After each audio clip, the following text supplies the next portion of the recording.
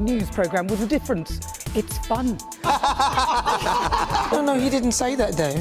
I'm so surprised. I think there's an element of truth to that. Join me from 3 p.m. every weekend, only on GB News, Britain's news channel. Join me, Camilla Tominey, for a frank and honest discussion with those in power that cuts through the spin and gets to the heart of the issues shaping our nation. You haven't confirmed that you want to stand as leader, but you haven't ruled it out either. This report basically says that he's not fit to stand trial. Is he indecisive? Incompetent? I deliver the dose of reality Westminster needs. That's the Camilla Tominey Show at 9:30 every Sunday on GB News, the People's Channel, Britain's news channel.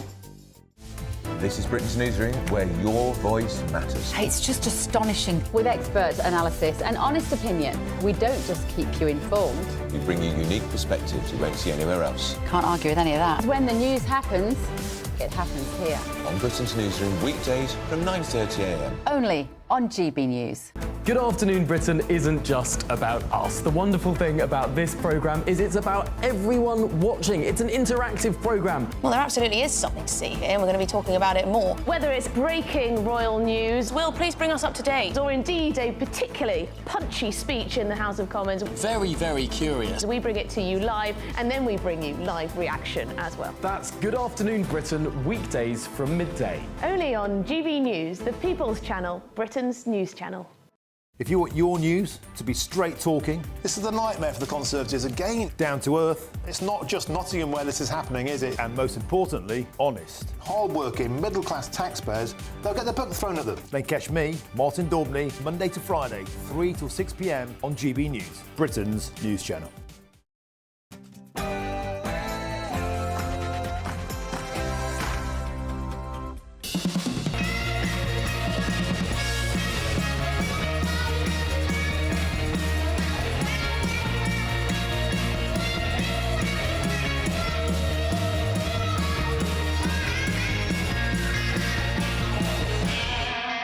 Welcome to Lee Anderson's Real World. Tonight on the show we've got writer and broadcaster Emma Wolfe, the former Labour MP Lloyd Russell-Moyles, got broadcaster Esther Stanhope and Hollywood stuntman Nicholas Danes. But first, let's go to the news.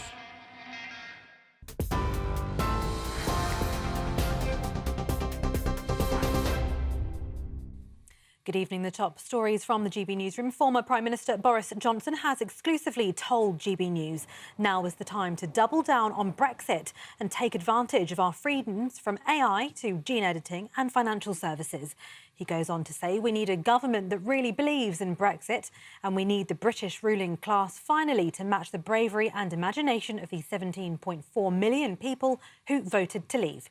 For supporters, the UK became a sovereign nation in charge of its own destiny. Opponents believe it's isolated the country and damaged the economy. A tireless campaigner for Brexit was Reform UK leader Nigel Farage. Here he is celebrating 5 years ago. Today, Mr Farage is holding a Reform Party conference in Kemi Badenoch's constituency. He told Martin Daubney, although it was the right thing to do, we haven't grasped the opportunities that could have come with it. There's so many things that we stayed aligned to, including most of their rule book. Now, clearly, what Keir Starmer wants to do is, in terms of the defence and perhaps even foreign policy, tie us closer to the European Union. From the sounds of it, he wants us to start mirroring the single market rule book. I mean, none of that is good. But is Keir Starmer going to take us back into the European Union? No, he is not. So I just see this now as being unfinished business. You're quite right. Starmer was an uber Remainer, a rejoiner, wanted to have a second referendum. The Tories, from what I can see now, never really believed in it. So Reform are the only people who can finish the job.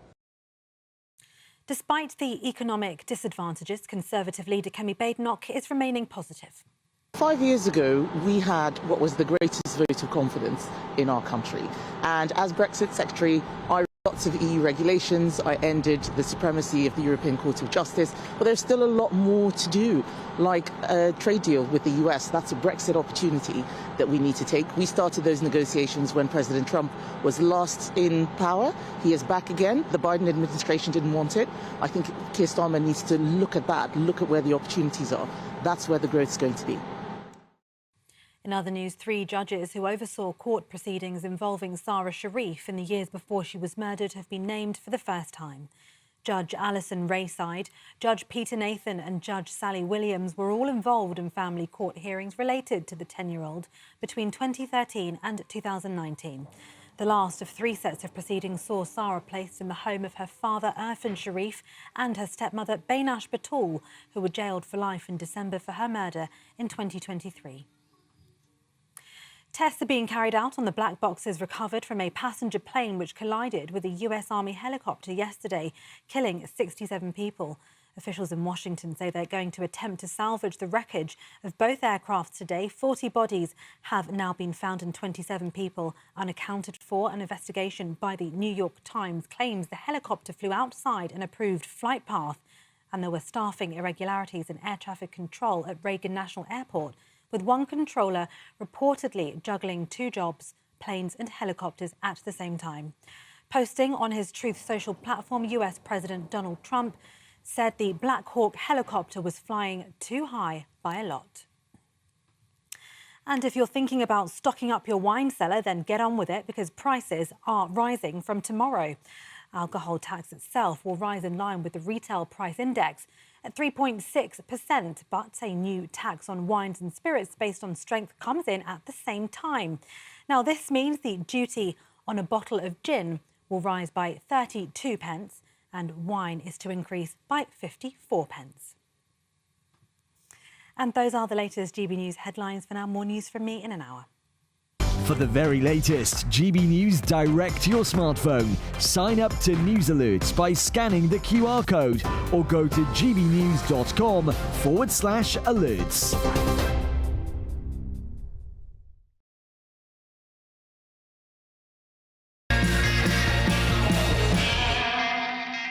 Welcome to Lee Anderson's Real World. I'm Lee Anderson, the Reform UK Member of Parliament for Ashfield. And joining me on the show tonight, we've got journalist and author Emma Wolfe. Thank you for coming back on. And we've got a new guest on the show tonight. He's our left in the corner. It's Lloyd Russell Moyle. And he is a famous former Labour MP, remembered for this little shenanigans in Parliament just a few years ago. Have a look at this. I think, David, debate to be resumed what day?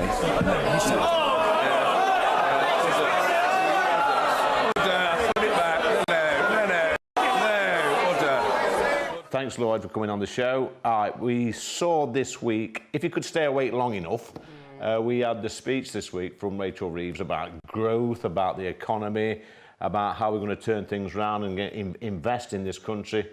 Emma, did you stay awake through the speech? I stayed awake. But honestly, Lee, if this is Rachel Reeves' plan to kickstart the economy, if this is her big growth plan, I think we should all just be in total despair. None of this is going to happen. I don't actually think it'll ever happen. It's been talked about for, what, 20, 25 years, this third runway at Heathrow. It would involve all sorts of... There'll be climate protests, there'll be legal challenges, there'll be... I think you have to dig a tunnel over the M25 or a bridge over the M25. There'll be all sorts of engineering chaos. Any big infrastructure project in this country is beset by all that kind of I suspect, Lloyd, that Ed Miliband was spitting his bacon sandwich out at this announcement this week. Well, the announcements, I think, had much more than just the airport in them. But on the airport announcement, if we are to properly move to sustainable aviation, which, of course, is not helped by the closure of Grangemouth that the Tories allowed to happen, but when we get that back up and running, we have proper sustainable aviation fuel, actually aviation will not be such an awful thing for the climate. And what we need to do is prepare for that moment.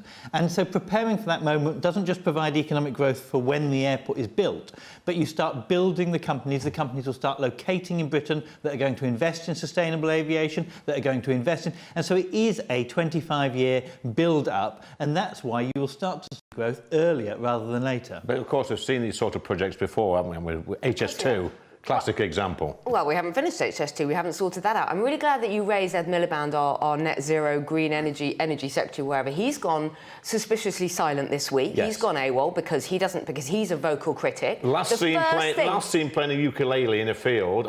The answer, my friend, is blowing in the wind.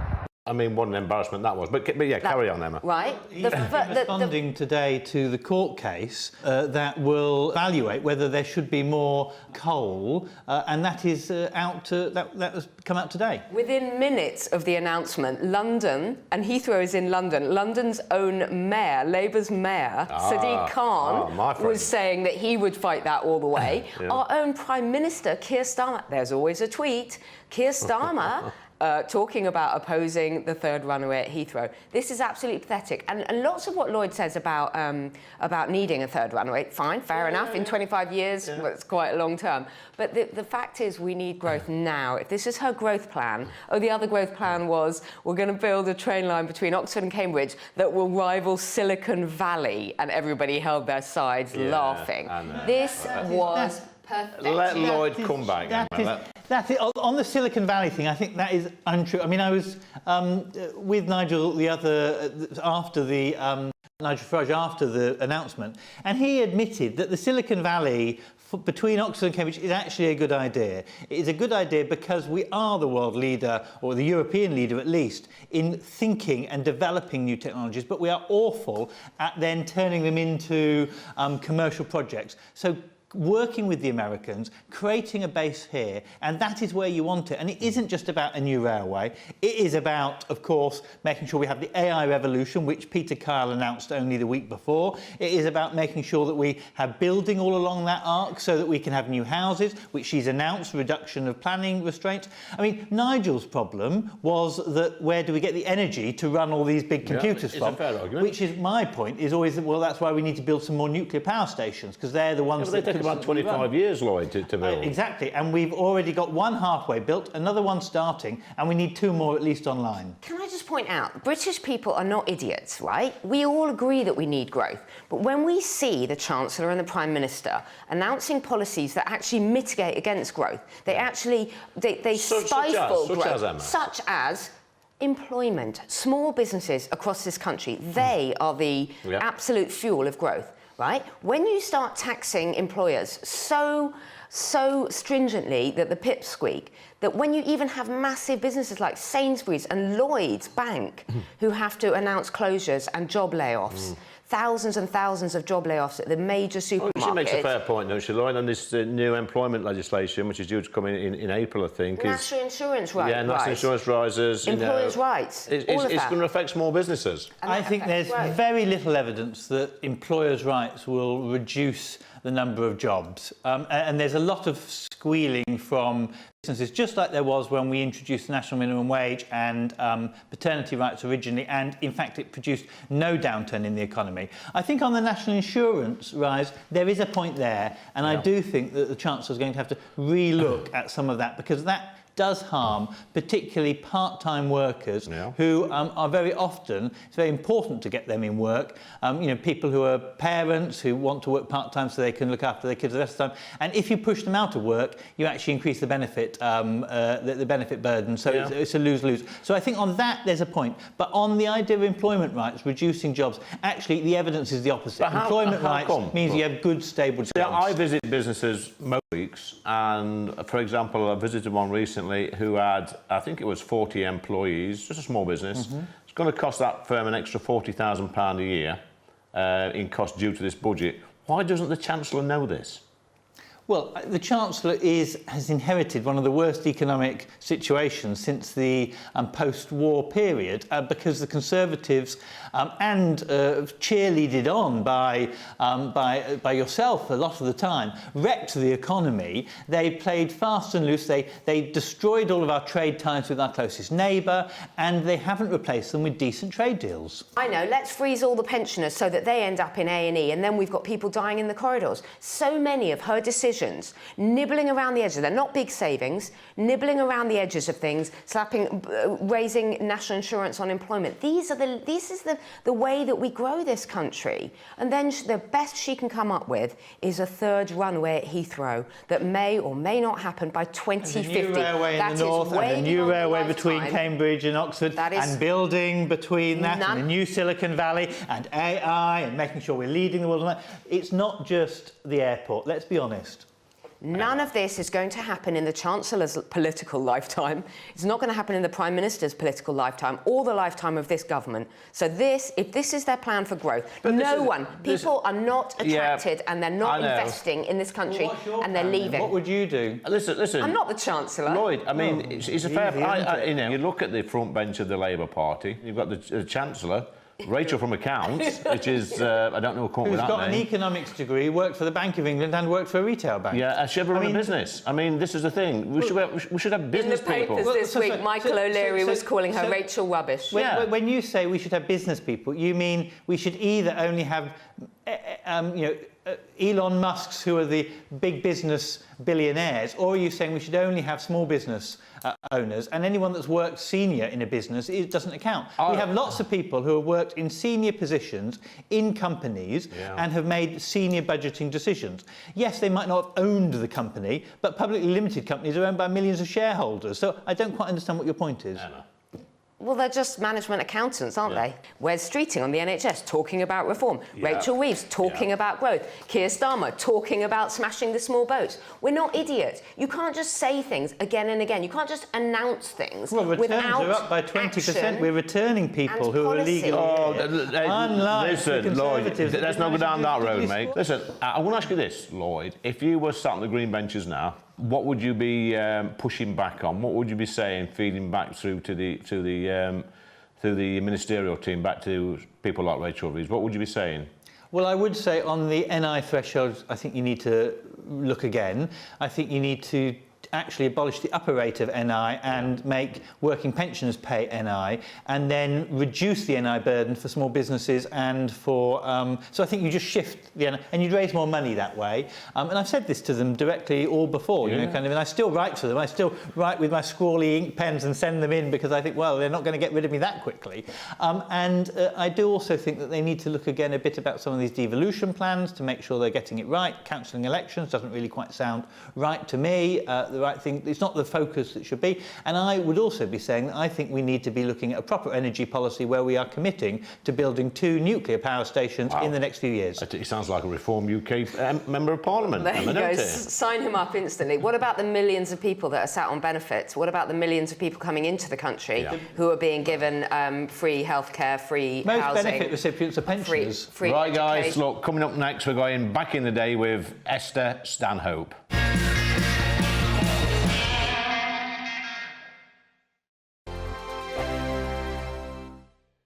This is GB News, Britain's news channel. And then fashionistas are keen to see which new trends are set to hit the catwalk. Well, our next guest is very well placed to share her predictions with us after being a contestant on hit ITV series Dress the Nation, as well as being an upcycling and sewing consultant. Wow. Joining us now is Tendai Murewe. I want to go back to you appearing on the ITV Dress the Nation. Right. Tell us about that experience. What was that like? Oh, that was one of my highlights as a upcycling consultant. I learned to sew in my kitchen 5 years ago. And then, you know, during COVID, just making masks. Then the next thing I was on a Dress the Nation, making dresses in front of TV. Yeah, it was just incredible. I think we all had all these clothes that we have, but we don't know what to do with them. So mainly I started with men's jackets, taking off the sleeves and putting it like a print on. I've tried this. I've tried taking off my sleeves before. I now have about 3 jackets with no sleeves. I never managed to put them back on. You need to come to a workshop. You need to come to a workshop. I need an upcycling consultant. 2025, what can we expect fashion-wise? I think bold prints are back. People are loving. I think you walk on the streets in frollers and oversized men's jackets. So the exact opposite. We have drastically underperformed this morning. You're just saying not like us. We just woke up this morning and thought it's winter, it's cold, it's grey. Grey, miserable. Is that not the way to go? No, it is. I think because fashion is expressive. It's whatever you want to express yourself. You know? GB News, the People's Channel. We're proud to be GB News, the People's Channel. And as you know, we always love to hear your views. Now, there's a new way of getting in touch with us at gbnews.com/your say. By commenting, you can be part of a live conversation and join our GB News community. You can even talk to me, Bev Turner, or any of the members of the GB News family.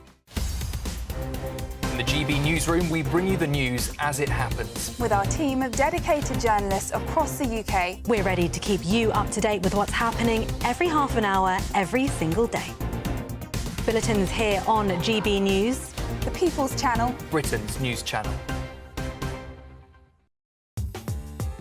I'm Christopher Hope. From pop stars to politicians, I'll interview anybody in a pub who's got a political opinion. Join me every Friday on Spotify, Apple Podcasts, YouTube or gbnews.com, or wherever you get your podcasts. This is GB News, the People's Channel.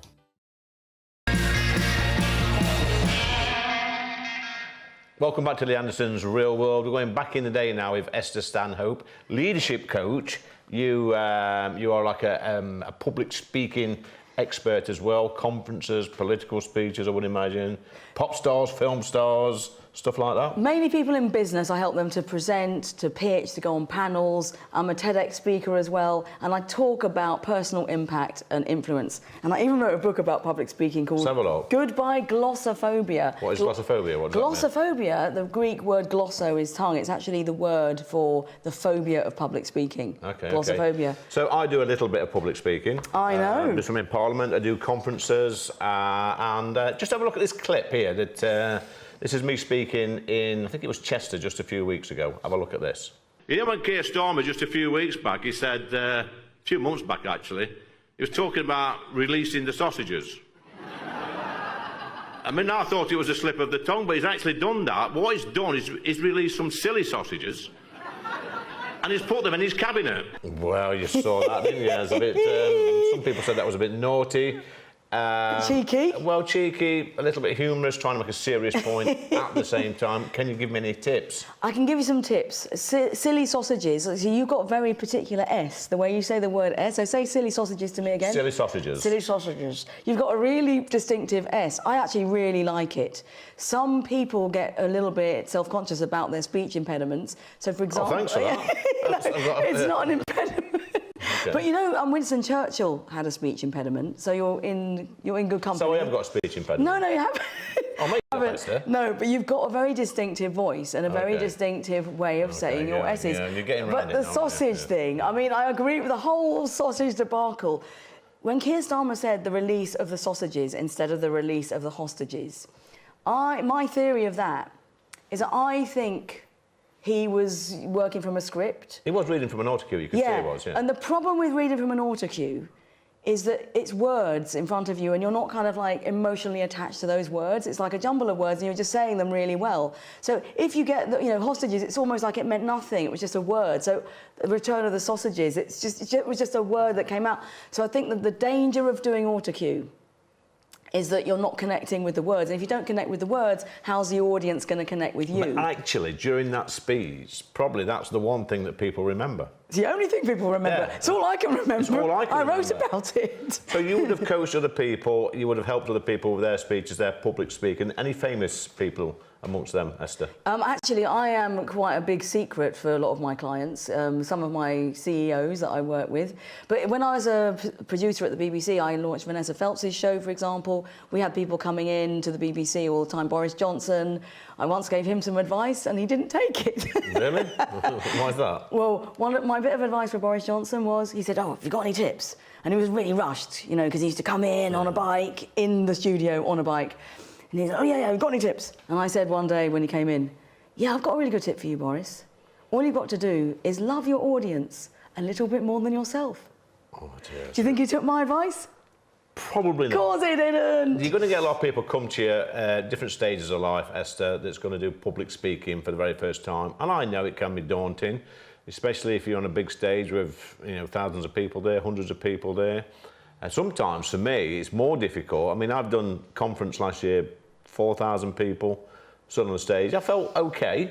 And then you can go and do a little pub like I probably will do next week, and there might be 30 or 40 people there, and that's just as daunting. Yeah. So you told me that you only started doing the public speaking quite recently, maybe 6 years ago. Yeah. So my question to you is, how did it feel when you first started? Because I was awful. When I first started, I used to forget everything and I was terrible. Well, I got asked to do go to an association in Lincolnshire, a Conservative association, because a cabinet minister had pulled out at the last minute, and I think I was the nearest available MP for this association. Rent-a-gob. Yeah, and they said, "Will you come and speak?" And I thought, well, what do I speak about? So I went and I just told stories. Good. I just told stories about my political journey. So I didn't need a script. I could just reel it off the top of my head, and after that, just doing that one, I was then booked up then for about 18 months. So people, wow, I wish that happened to me. Yeah, it's like every Friday and Saturday. You must have been pretty good then. I was just telling stories. So. But how did you feel though before you went on? Before you told those stories, were you vomiting in the toilet? No, did you get I wasn't vomiting, butterflies? because when you're at an association or an event where people support you, then they're on your side. It's when you go into an hostile environment, then it's a different kettle of fish. But you know, when you're doing political speaking, unless you're in the chamber, obviously I get some jeers there. But when you're doing it to your own supporters, then it's a bit like a best man speech. They want you to do well. So half the battle's won. Yeah. So what do you find when people are asking you about speaking? What do you find is the most challenging thing? It's sussing them out. So when you're doing political speak. Obviously, I travel around the country. Whether you're interviewing me, that's quite. I know, I like it. Yeah. I would say, know the area you're in. So there's certain things I can talk about in the north, northwest, northeast, Midlands, Yorkshire, that I might not get away with saying in other parts of the country. Down south with our soft southerners. So I've got a theory then. So what you're talking about, the way that you speak is like you tell a story. You don't need a script for a story. You can connect with the story. It's part of you. And when you're connecting with what you're saying, the audience can connect with you. And actually, a story is 22 times more memorable than a fact. So I would say that you're a wing it wonder, which is good. But I'm a bit of a wing it wonder too. But the danger with a wing it wonder, as I found out when I did my TEDx talk, is that you've got to plan and you've got to give yourself some boundaries so you don't go off on tangents. I've seen Arthur Scargill speak many times. Absolutely brilliant public speakers. He was good, Arthur Scargill. And they could have the crowd there. For the whole time they were speaking. He didn't necessarily agree with what they were saying. But you paid to speak to But they them. were brilliant speakers, absolutely brilliant. So when I went to school in the 80s, my schoolmate was Rachel Kinnock, Neil Kinnock's daughter, and I was friends with her the whole time while he was becoming leader of the Labour Party when Michael Foot was opposite Maggie Thatcher. And at that time, I remember Neil Kinnock practicing his speeches at home, and I'd see him on TV and then see him practicing. And I used to see him watching Maggie Thatcher on telly, talking about Maggie Thatcher's performance on telly. And Neil Kinnock really respected Maggie Thatcher and her style. But obviously they were very different politically. But what I learned from watching Neil Kinnock and Maggie Thatcher, is that when you're on screen and when you're at a conference, it doesn't necessarily translate to you in your living room. And it's really interesting to see what lands with an audience. And so that's what gave me my passion. Time is up. That's our time is up. A lovely book, by the way. Let's have a look at that. Yeah. Goodbye, Glossorama. That's Esther Stanhope. But coming up next, we've got Right versus Left.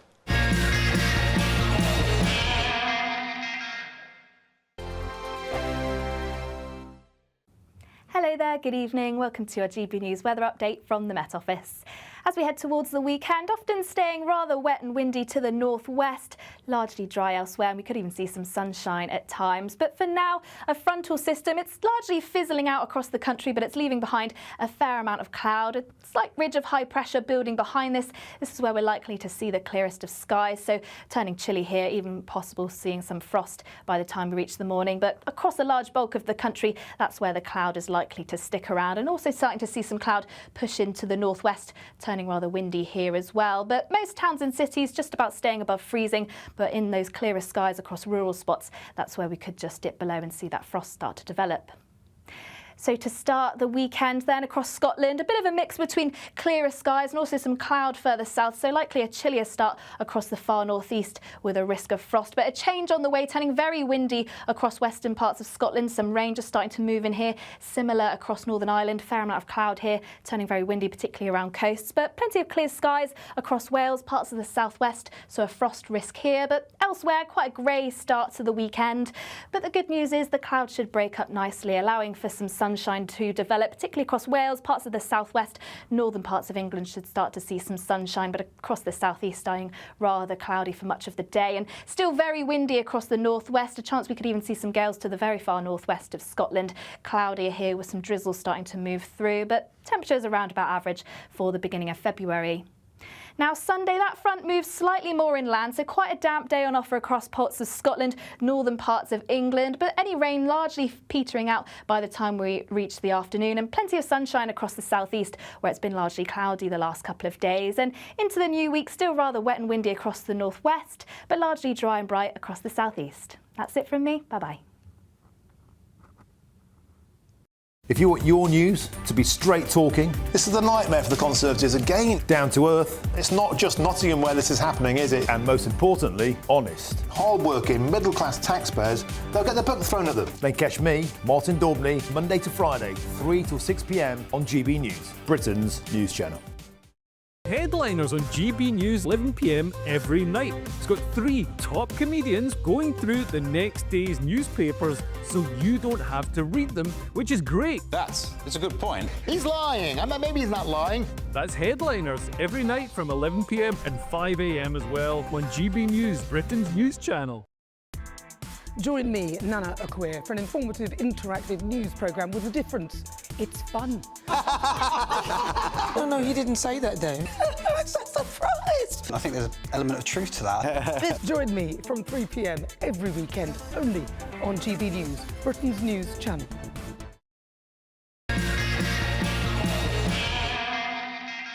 It's time for Right versus Left with Emma and Lloyd. This week we've seen some alarming figures, population explosion. For the past 20 odd years, Emma, every single political party, when it comes to general elections, they promise to sort out immigration problems, they're going to cap it to the tens of thousands. What's happened over the last 2 or 3 years has got even worse under the Conservatives. They're not listening to the great British public. Why do they keep doing it? What is going on? I think that Britain is a really welcoming country. We've always welcomed people in danger or in genuine need. But this cannot go on. We cannot be the world's sanctuary. Lee, call me old-fashioned, but it used to be that young people in this country could aspire to leave school, get a job, get a house, get married, have children. We've now got to the level where people can't get a job, they can't get housing, they can't afford to have children. We have millions of immigrants who are coming to this country now, and you know, we're talking about 6 or 7 children in a family. They're being given free housing, free healthcare, free education.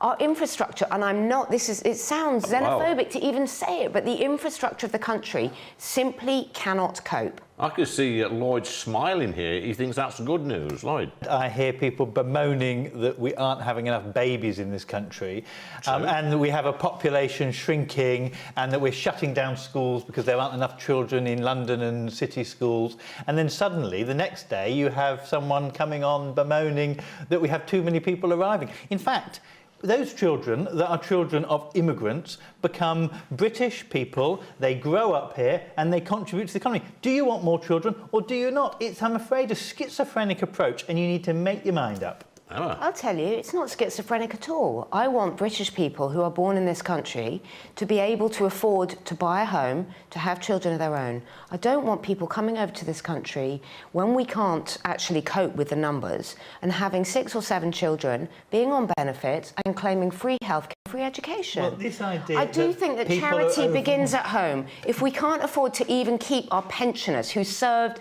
many of them worked all their lives and served in the war and all sorts, if we can't even afford to look after them, treat them with dignity in hospitals and keep them warm, then how on earth can we afford Lloyd, I mean, many foreigners coming to this country? Lloyd, Emma makes a fair point. You know, back in the day, when I first started work, you know, people were having children, families, buying houses in the early to mid-20s.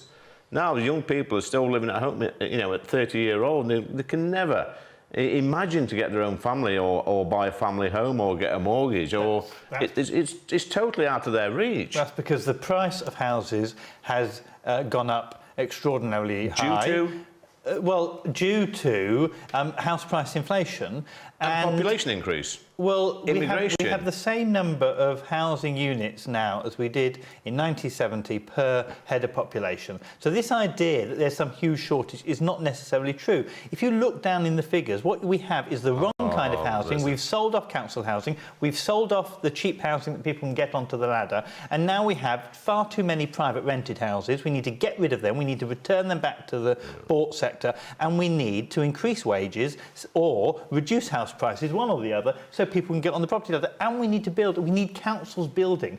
After the war, councils built. Up to the 1980s, councils were the main builder of housing in this country. They were. And we privatised it all. Yeah. And we gave it basically to the Persimmons of the world. Persimmons doesn't even actually build the houses themselves. They get local small businesses to build the houses, and they just cream off the profits off the top. And what we actually need is a proper national house building situation, and we need a proper system of decent wages. It's all well and good in saying that, Lloyd, but at what stage in this country do we say enough's enough? Is it when we get to 100 million, 150 million people, when we don't 200 million people? We're only a small island. When we don't have jobs shortages in key sectors like we have at the moment, when we actually are not complaining about a lack of population growth in schools, all those things would be good indicators. But at the moment, we don't have enough children for our schools. Come on, Emma. At the moment, we don't have enough workers in our industries. Many of the people who are arriving in this country are not going into those key sectors. They're not going in to fill those jobs that we need in the NHS. The largest number of immigrants that came over,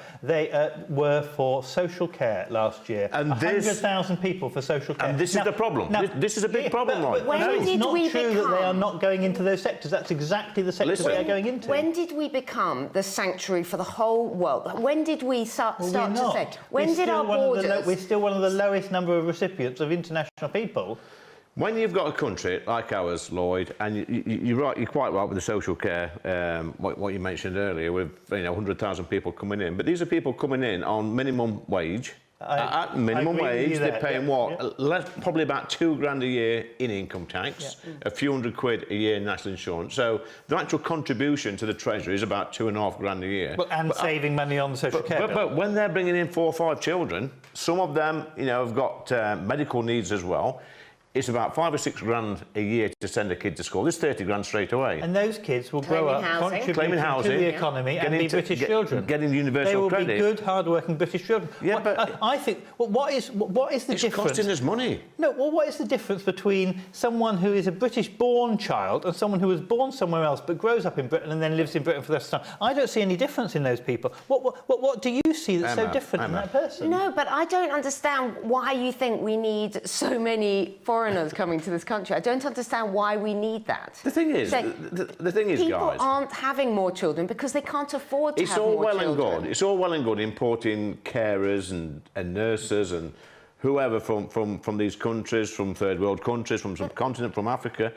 But those countries need these people more than what we do. Let's talk about Brexit. It's 5 years to the day, guys, since we left the European Union. Now, I always said that the Parliament is out of touch with the public. The public wanted Brexit.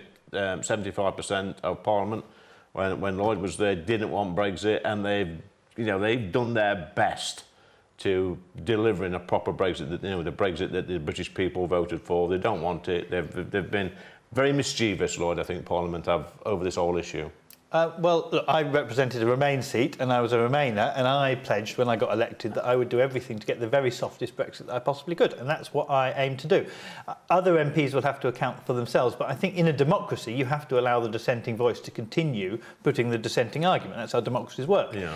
Look, clearly, the public won in the end, because that's how democracy works as well. You have arguments, but then we had an election. They won, the public won. We had an election. Boris got his way and got the Brexit that he wanted, and we've seen that it's been a disaster. But that's what the public wanted. Has it not been, you've got other countries still in the European Union, Emma, like Germany. They're, 2 years, nearly 3 years into a recession. Their exports are falling.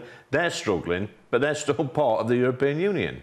I think it's really sad. This is the 5th anniversary of Brexit, and actually, you know, it hasn't really been delivered. We should be celebrating at this point the sunny up plans that Boris talked about, instead of which we've got Keir Starmer, who looks as though he's possibly going to cave in on the youth mobility scheme, all of that, in return for his UK and EU. We've got a youth mobility scheme with Australia, we have a youth mobility scheme with Japan, we have a youth mobility scheme with New Zealand and Canada. But why can't we have a youth mobility scheme when we... Yeah, but we have them with non-EU countries. Why can't we have it? I thought Brexit was about treating Europe the same as every other country in the world, not treating it worse. So treat it the same as Australia, treat it the same as Japan, treat it the same as Canada, where we have youth mobility schemes. Why do people hate Europe He's on one, he's on one. Why do you hate Europe so much? I don't hate Europe at all. Well, you don't know how I vote. You don't know how I... You are saying you want to treat them worse than other countries. When you talk, when you say things like, I campaign for the, and I'm determined to carry out the softest Brexit, that is such a betrayal of the vote. That is such that's so weasel words. It's weak. It's weaselly. Well, and we end up with nothing. We end up with I lost in the end. Boris got a mandate. He got a big majority. We're all winners. The UK. Anyway, it's time for the yes or no quiz. That got a little bit feisty, didn't it? Lloyd, this is your first time on the quiz. Hopefully you've watched I always win. Okay. Emma always wins. How much do you pay him to win? I will pre-warn you. I just win. You can only answer yes or no. Okay. You cannot give a politician's answer. Yeah. But at the end of the quiz, it's 5 questions. You can qualify one of your probably ridiculous answers, if that's okay with you. Emma, you know the rules, don't you? And we'll go with Emma first. Was you inspired by Rachel from Accounts' speech? No. Lloyd? I think it's quite good. Yes. Oh. He's lost already. Oh dear. Listen, let me have a smell of this. So yeah, you've lost already. So I can't give you that one. Number 2, Lloyd, is Kemi winning at the dispatch box? No. Ooh, joint one. Emma, should there be a cap on immigration? Yes. No. Lloyd, should the government incentivise families to have more children? No. Emma? No. No ticks this week, is there? And 5th and final question, Emma, has Donald Trump made a good start? Yes. This is going to kill him to say yes, isn't it? It's going to kill him. Can we have a timer on this, please? Can we have a tick, tick, tick, tick, tick? I'm going to say no. That's the wrong answer because you know, yeah. Beat him. Listen. I smashed him. You smashed him. You got 5, Emma, and Lloyd got 3. Lloyd, do you want to quickly come back on one for 30 seconds? I don't agree with a lot of the executive orders he's put through, and I think they can be very dangerous. But I don't think anyone can underestimate or whatever the change that he has forced around the whole world, around how we are thinking about social issues, how we're thinking, and that is the power, nonsense. And that is the power of democracy. Look, I disagree with the outcome, but the power of democracy is that the world changes according to the people's vote. But Emma, the tide is turning, and Donald Trump knows that. He was always going to win. The tide comes in and out, and it will be back in my on corner all soon. This nonsense. When he says things like there are 2 genders, male and female, the world goes, finally, a little bit of common sense. It's true. There are 2 genders, male and female, and there's a spectrum in between. He's honest. He says what people are thinking, and people are responding to him. Well, there you go. See Emma, you're quite clearly our winner today. Lloyd, you must do better. So when you're back on the show, I mean, even Stephen Pound gets 4 out of 5. You've got 3 out of 5. I beat Poundy last time. But coming up next, we've got gymnast Nicholas Danes.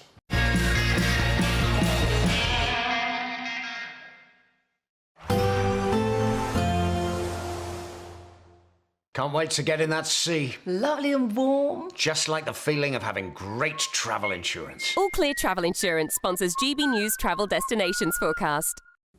Often breezy across the Canary Islands and heavy showers in Tunisia and Algeria, but elsewhere it is going to be largely settled, particularly across Greece and Italy. Plenty of sunny spells here, but as we move our way westwards towards the Mediterranean, this is where we're going to find the heavy showers. These could be thundery at times, and then out to the west, high pressure largely dominating, but it is going to bring some strong winds at times across Madeira and also Tenerife, where the best of the temperatures are, and elsewhere it is going to be largely settled into next week.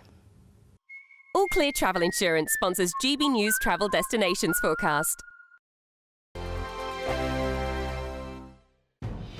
Good afternoon, Britain. Weekdays from midday. People living with obesity are people, and they deserve the right for treatment and care as much as anyone else.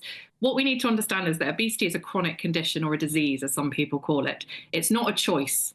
And this is the bit that people really struggle with, is that people think this is a lifestyle choice and people have done this to themselves. What we now know is the science and the evidence shows us that this isn't a choice. People have genetic predispositions for living with obesity. What we need to do is be a bit more compassionate and caring to people that live with obesity and support them to make healthier choices, not actually just discriminate and tell them that they're doing something wrong when, you know, if I had asthma, for instance, you wouldn't be saying the same thing to me there. But then it's exactly the same. Usually, if you're going for an operation of some form or other, there'll be often there is a criteria. So my mother, she had a knee operation. They wanted to make sure her blood pressure was right and all these things. This is, I mean, to hear somebody say that obesity isn't a choice just because you've got genetic predisposition to it, it's just exactly why people seem to be legitimizing being overweight. Ozempic has proved that people are overweight because they eat too much. Because Ozempic tells you to stop eating, it makes you think that you've eaten and makes you feel full, so you don't eat. You may be predisposed to anything, but you also have a large percentage of responsibility to make sure that doesn't happen. So absolutely, it is in the patient's best interests, because if you're overweight, it'll take you longer to heal. You're more likely to have complications, the same if you smoke, and also the outcomes are usually better. So for a smoker, if you quit, say 4 weeks before surgery, your 25%, your risk is lower of respiratory complications. So this is literally, of course, it's discriminatory, because you have to decide, you have to prioritise the people that are likely to survive the operations. GB News, the People's Channel. This is Britain's Newsroom, where your voice matters. It's just astonishing. With expert analysis and honest opinion, we don't just keep you informed. We bring you unique perspectives you won't see anywhere else. Can't argue with any of that. When the news happens, it happens here. On Britain's Newsroom, weekdays from 9:30 a.m. Only on GB News. We're proud to be GB News, the People's Channel. And as you know, we always love to hear your views. Now, there's a new way of getting in touch with us at gbnews.com/yoursay. By commenting, you can be part of a live conversation and join our GB News community. You can even talk to me, Bev Turner, or any of the members of the GB News family. In the GB Newsroom, we bring you the news as it happens. With our team of dedicated journalists across the UK, we're ready to keep you up to date with what's happening every half an hour, every single day. Bulletins here on GB News, the People's Channel, Britain's news channel.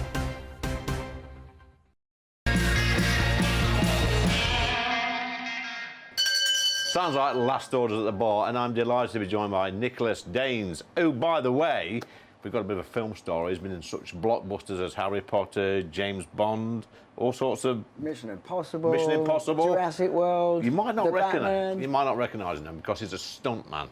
Nicholas, when you go and see your careers officer at school all those years ago, so I suspect it's a few years ago, did you say to that careers man, I want to be a stuntman in Hollywood films? Well, I wish, you know, when I was at school, sitting cross-legged on the floor when they were doing careers advice, if someone had said that I could make my career out of being physical, I would have absolutely loved to do that, because I've been a gymnast my whole life, and that's really how I got into stunts. You know, I was an international gymnast for Team GB with British Gymnastics, went international to World Championship level, and then I was so used to jumping off things and falling off things, good spatial awareness, knowing where I am in time and space, that when I found stunts, it was like the natural fit, really.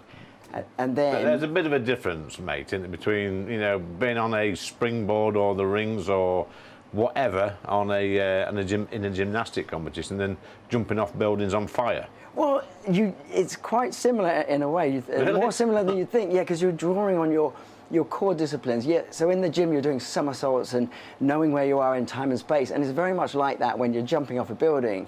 It's that discipline, it's that focus, mind over matter that the sport gives you that discipline, especially from gymnastics, and then you just incorporate that into perhaps doing a somersault off a building rather than. You've got to be a bit mad though to do that, haven't you?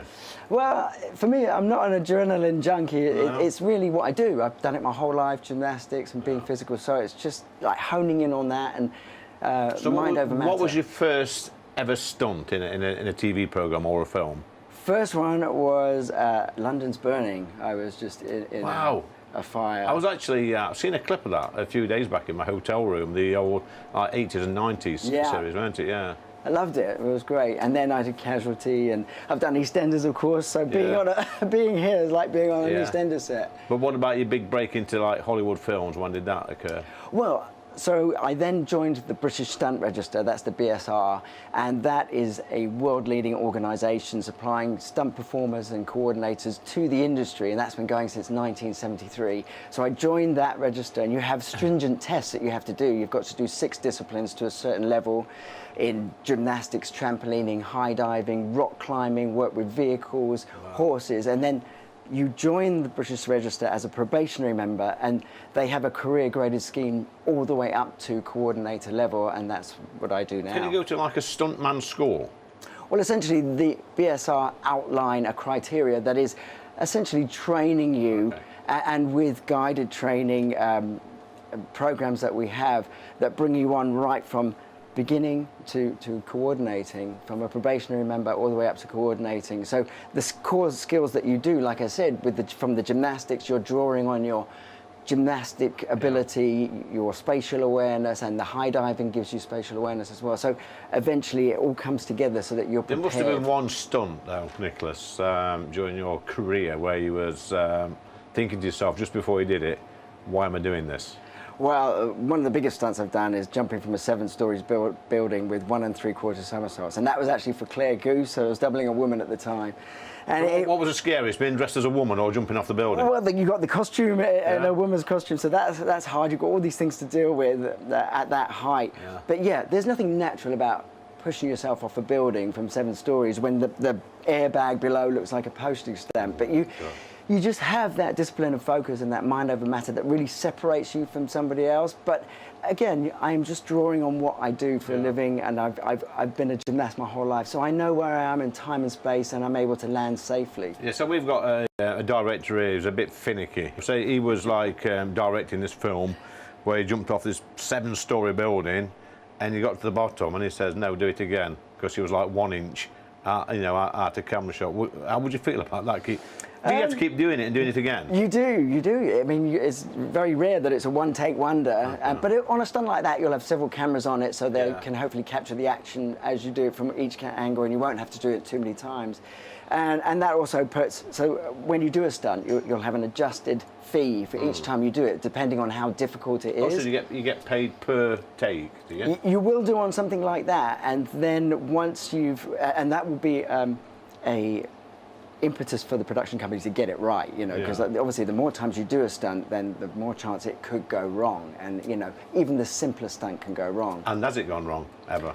Oh, for myself, I've broken my nose, broken my shoulder, smashed my teeth, but stunts is a really dangerous field, and that's why we need jumping off a building as well. We need to be recognised in our own right. I mean, we put our lives on the line every single day. I mean.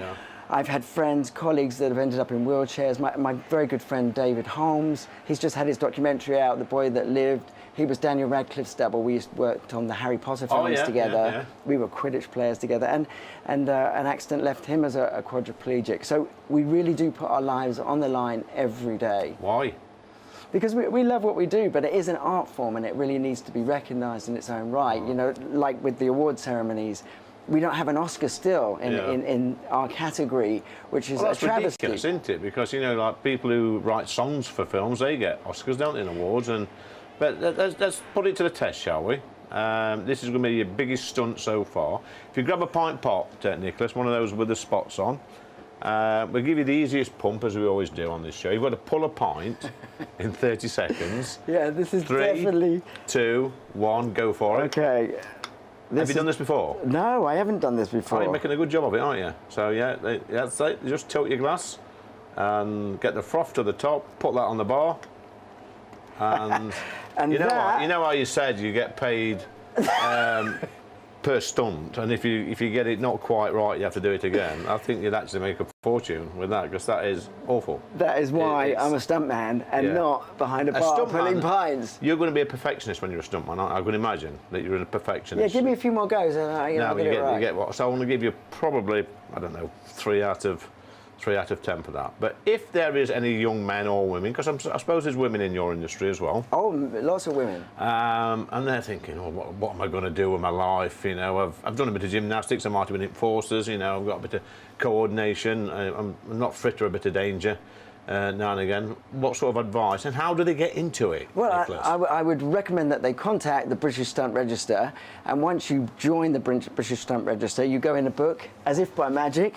I have it here. This is our 50th edition, because we've been going since 1973. Yeah. And you'll go in a book like this once you've done all the skills to join the register. Yeah. And anyone that they're looking for, the right height, right sex, right weight, different body shapes, kids, people that can double kids. I've doubled kids. You'll go in this register as a probationary member.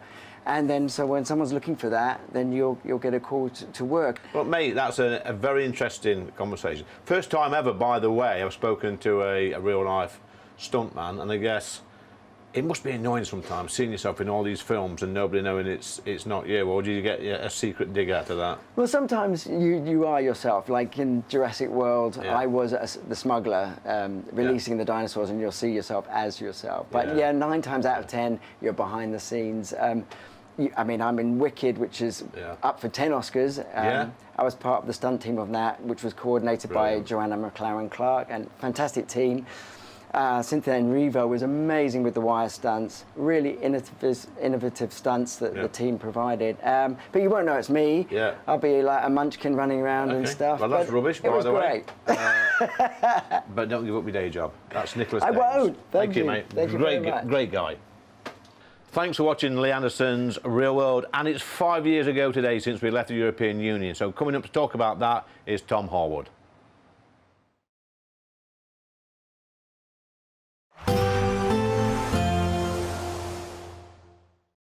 We'll see a cold snap, which will quickly develop into a warm front.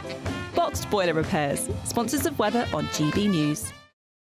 Hello there, good evening. Welcome to your GB News weather update from the Met Office. As we head towards the weekend, often staying rather wet and windy to the northwest, largely dry elsewhere, and we could even see some sunshine at times. But for now, a frontal system, it's largely fizzling out across the country, but it's leaving behind a fair amount of cloud, a slight ridge of high pressure building behind this. This is where we're likely to see the clearest of skies, so turning chilly here, even possible seeing some frost by the time we reach the morning. But across a large bulk of the country, that's where the cloud is likely to stick around, and also starting to see some cloud push into the northwest, turning rather windy here as well. But most towns and cities just about staying above freezing, but in those clearer skies across rural spots, that's where we could just dip below and see that frost start to develop. So to start the weekend then across Scotland, a bit of a mix between clearer skies and also some cloud further south, so likely a chillier start across the far northeast with a risk of frost. But a change on the way, turning very windy across western parts of Scotland. Some rain just starting to move in here, similar across Northern Ireland, fair amount of cloud here, turning very windy, particularly around coasts. But plenty of clear skies across Wales, parts of the southwest, so a frost risk here. But elsewhere, quite a grey start to the weekend. But the good news is the clouds should break up nicely, allowing for some sunshine to develop, particularly across Wales, parts of the southwest. Northern parts of England should start to see some sunshine, but across the southeast staying rather cloudy for much of the day, and still very windy across the northwest. A chance we could even see some gales to the very far northwest of Scotland. Cloudier here with some drizzle starting to move through, but temperatures around about average for the beginning of February.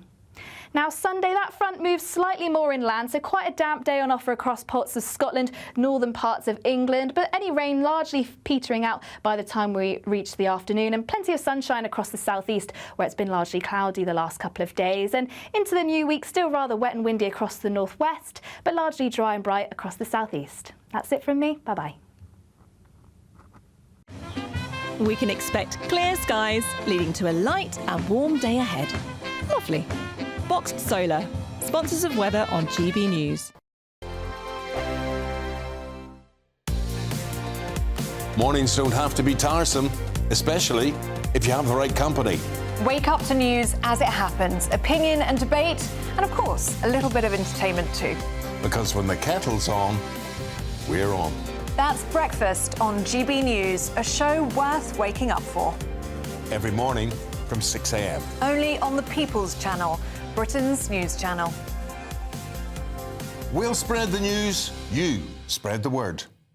If you want your news to be straight talking, This is a nightmare for the Conservatives again. down to earth, It's not just Nottingham where this is happening, is it? and most importantly, honest, Hard-working, middle-class taxpayers, they'll get the book thrown at them. then catch me, Martin Daubney, Monday to Friday, 3 till 6 p.m. on GB News, Britain's news channel. I'm Christopher Hope. From pop stars to politicians, I'll interview anybody in a pub who's got a political opinion. Join me every Friday on Spotify, Apple Podcasts, YouTube or gbnews.com, or wherever you get your podcasts. This is GB News, the People's Channel. Join me, Camilla Tominey, for a frank and honest discussion with those in power that cuts through the spin and gets to the heart of the